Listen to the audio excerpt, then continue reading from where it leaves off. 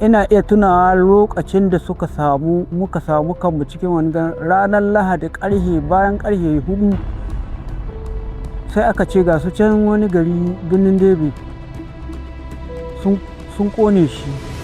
To yawanci sun taso da zuma su kashe wuta, ashe ba haka bane, waɗannan mutanen ne Lakurawa sai suka rinka bibiyansu da bindiga suna harbi.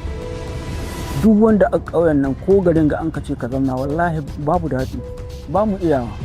Bakin gwargwado dai jami'an tsaro suna taimaka mana, amma abinda aka dole ta kawo mu muna buƙatar tsaro ga gwamnati.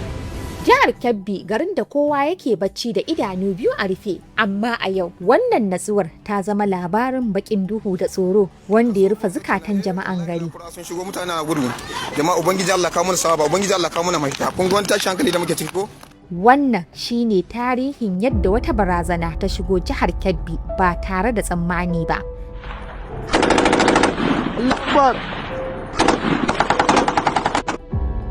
Lakurawa. Su wane ne su? Me suka zo nema a ƙasarmu? Daga ina suka samo wannan mugunyar manufa ta ganin sun ruguza rayuwar al'ummar da basu ji ba, basu gani ba?